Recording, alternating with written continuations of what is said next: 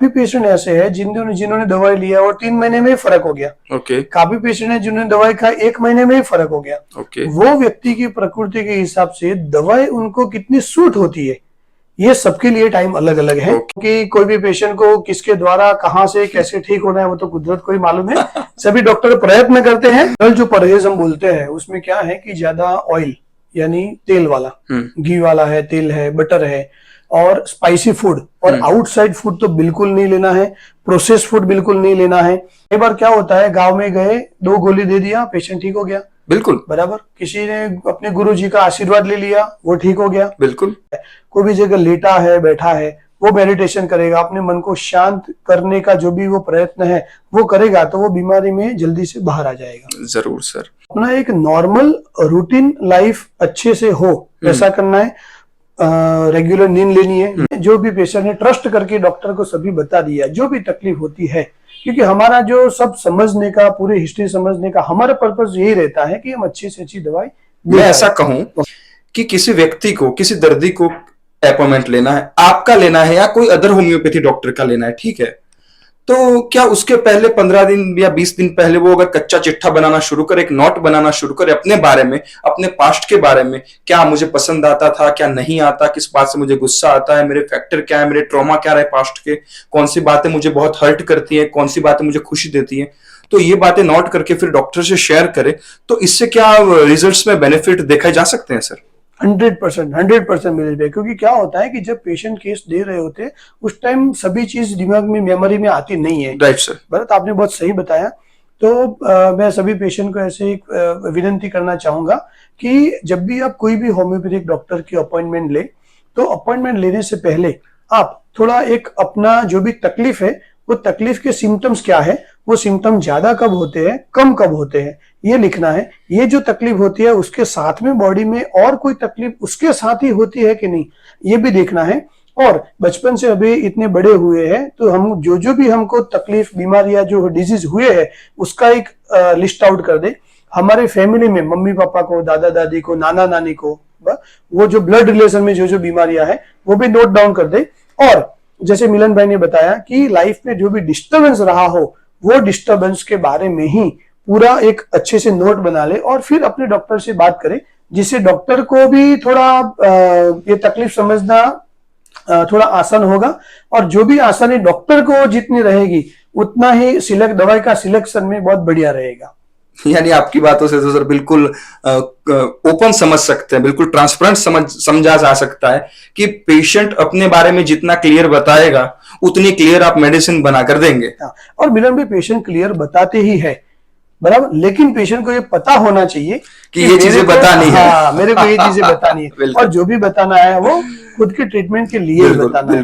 और मैं आपको बता दूं एक चीज कि मेरी ये 17 साल की प्रैक्टिस के अंदर काफी पेशेंट ऐसे हैं जो हमने देखे कि जिसने, जो भी पेशेंट ने ट्रस्ट करके डॉक्टर को सभी बता दिया जो भी तकलीफ होती है, क्योंकि हमारा जो सब समझने का, पूरी हिस्ट्री समझने का हमारा पर्पस यही रहता है कि हम अच्छी से अच्छी दवाई दे पाए।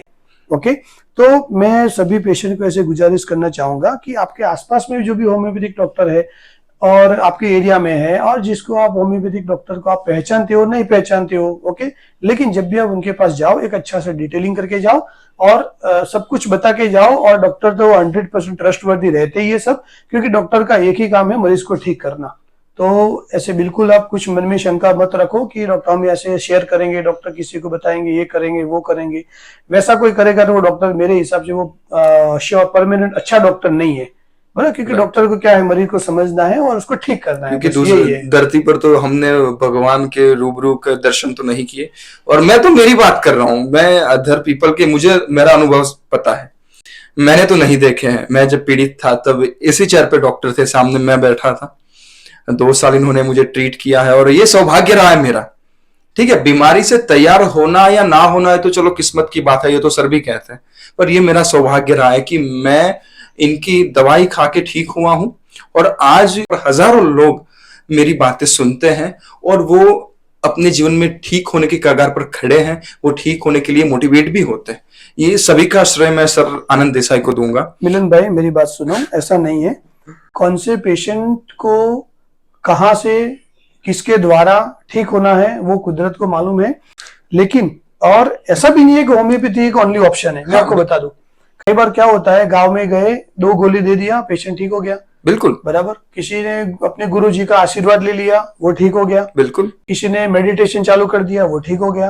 किसी ने रेगुलर योगासन चालू कर दिया, परहेज कर दिया, मेडिटेशन चालू कर दिया, वो ठीक हो गया। तो कोई भी बीमारी ठीक कैसे होती है, वो सब अलग अलग जरिया है। बराबर। लेकिन जब मैं होम्योपैथी प्रैक्टिस करता हूं तो मैं वही देखता हूं कि होम्योपैथिक प्रैक्टिस के अंदर ऐसी क्या दवाइयां है और ऐसी क्या सिस्टम मैं फॉलो करूं कि जिससे मैं पेशेंट को जल्दी से जल्दी ठीक कर सकूं। क्योंकि फिर से मैं बोलता हूं कि कोई भी पेशेंट को किसके द्वारा कहां से कैसे ठीक होना है वो तो कुदरत को ही मालूम है। सभी डॉक्टर प्रयत्न करते हैं और मन से थोड़ा ऐसा विश रखते हैं कि भाई ये पेशेंट को तकलीफ है तो भगवान उनको जल्दी से जल्दी ठीक कर दे, बस यही। बिल्कुल। और सर मैं ये पूछना चाहूंगा आपसे कि होम्योपैथी दवाई आज से अगर कोई शुरू कर रहा है तो उसको कितने समय में फायदा देखने को मिलेगा? क्योंकि लोग यही ज्यादा पूछते हैं कि सर मैंने आज से होम्योपैथी शुरू की है तो मुझे कितने दिन में फायदा देखने को मिलेगा। ये सवाल का उत्तर दीजिएगा सर। मिलन भाई, देखो ये जो हम बोलते हैं सब क्रॉनिक बीमारियां है। क्रॉनिक यानी लंबे टाइम से बीमारियां है। किसी को 1 साल से है, किसी को 2 साल से है, किसी को 3 साल से है। ओके। लेकिन क्या है, जब हम प्रकृति की बात करते हैं तो काफी पेशेंट ऐसे हैं जिन्होंने दवाई लिया और 3 महीने में ही फर्क हो गया। ओके। काफी पेशेंट है जिन्होंने दवाई खाई 1 महीने में ही फर्क हो गया। ओके। वो व्यक्ति की प्रकृति के हिसाब से दवाई उनको कितनी सूट होती है, ये सबके लिए टाइम अलग अलग है। ओके।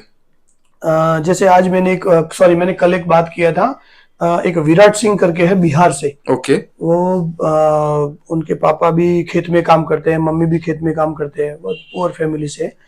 तो वो आई थिंक लगभग 1.5 पौने 2 साल जैसा हुआ।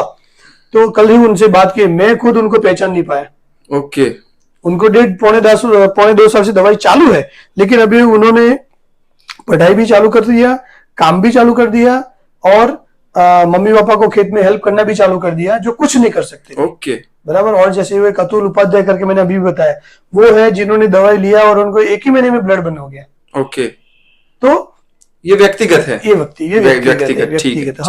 हम कभी पेशेंट को नहीं बोले कि आप 6 महीना खाओ आप ठीक हो जाओगे, नहीं। आप 1, 2, 3 महीना खाओ, आपको कितना फर्क लगता है उसके हिसाब से थोड़ा कैलकुलेट करके हम बताएंगे। और मैं ये कहना चाहूंगा कि होम्योपैथी दवाई चल रही है व्यक्ति की, और उसके साथ अगर वो मन को शांत करने का अभ्यास करे, ठीक है, मन को शांत करे, तो क्या वो हीलिंग प्रोसेस बढ़ सकती है? 100% बढ़ सकती है मिलन भाई, क्योंकि अभी का जो सबका लाइफस्टाइल है वो एकदम फास्ट हो गया है और हमको कुछ करने का है, वैसे हमारे सबकॉन्शियस माइंड में वो घूमता ही रहता है। बिल्कुल। लेकिन जब हम कोई भी बीमारियां से हम जकड़ जाते हैं तो जो कुछ करने का जो हमारे दिमाग में रहता है वो एज इट इज रहता है और हमारा जो दिमाग है वो बीमारी के पीछे चला जाता है। तो जो कर नहीं सकते हैं उसका रिग्रेट हमको थोड़ा अफसोस दिमाग में घूमता रहता है। और अभी जो परिस्थिति है उसमें से निकल नहीं सकते या निकलने के लिए क्या कर सकते हैं वो भी स्ट्रेस रहता है। Okay sir. तो कोई भी इंसान मेडिटेशन करेगा और थोड़ा वॉकिंग भी करेगा, अगर वॉकिंग के लिए उसका बॉडी सपोर्ट नहीं करता है, कोई भी जगह लेटा है बैठा है, वो मेडिटेशन करेगा, अपने मन को शांत करने का जो भी वो प्रयत्न है वो करेगा, तो वो बीमारी में जल्दी से बाहर आ जाएगा। जरूर सर। और सर मैं ये सवाल पूछना चाहता हूँ कि सर कोलाइटिस में लोग पूछते हैं कि खाने में क्या खाएं, डाइट क्या ले, उस पर आपकी विशेष राय क्या है? मिलन भाई, जनरल जो परहेज हम बोलते हैं उसमें क्या है कि ज्यादा ऑयल यानी तेल वाला, घी वाला है, तेल है, बटर है और स्पाइसी फूड और आउटसाइड फूड तो बिल्कुल नहीं लेना है, प्रोसेस फूड बिल्कुल नहीं लेना है, फूड पैकेट्स नहीं लेना है, यानी घर में जो हम पकाते हैं वो ही लेना है, बाहर का कुछ नहीं लेना है। उसमें भी सभी पेशेंट के हिसाब से अलग अलग रहता है। कई पेशेंट बोलते हैं सर मैं बनाना लेता हूँ मेरे को अच्छा लगता है, कई पेशेंट बोलते हैं सर बनाना लेता हूँ तो मेरे को लूज मोशन ज्यादा हो जाते हैं। कई पेशेंट बोलते हैं सर लौकी है, तुरैया है, गिलकी है, उससे अच्छा रहता है। और कई पेशेंट बोलते हैं सर मेरे को अकेले लौकी ही सूट होती है। तो परहेज में क्या है, जनरल परहेज ऐसा रहता है कि आउटसाइड फूड नहीं लेना है, घर का जो लेते हैं वो उसमें भी ज्यादा यानी स्पाइसी नहीं लेते हैं, ऑयल एकदम बिल्कुल नहीं होता है, या तो उबला हुआ लेते हैं, रोटी गेहूं अभी नहीं लेना है, कोई भी रोटी है जैसे मक्की हो गया, जैसे बाजरा हो गया, वो कुछ नहीं लेना है। अगर लेना है तो आप खिचड़ी और जो बोलते हैं ना दाल, उससे जैसे हम एकदम दलिया जैसा बनाते हैं वो करके ले सकते हैं। गेहूं तो अभी नहीं ले सकते बिल्कुल। दही ले सकते हैं, छाछ ले सकते हैं, आपको सूट होता है तो।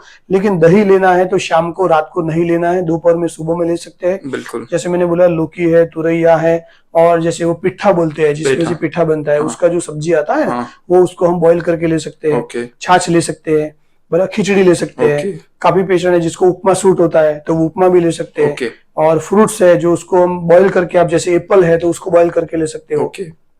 जैसे गुवा हो गया, जामफल हो गया। लेकिन जो सीड वाले है वो सीड वाले नहीं लेना है। पपीता नहीं लेना है क्योंकि पपीता से म्यूकस ज्यादा बनता है। कई पेशेंट को नारियल पानी सूट होता है, कई पेशेंट को नारियल पानी से गैस मुझे नहीं होता था। तो हम पेशेंट को वही बोलेंगे कि जो फ्रूट्स आपको सूट होता है आप लीजिए, नहीं होता है मत लीजिए।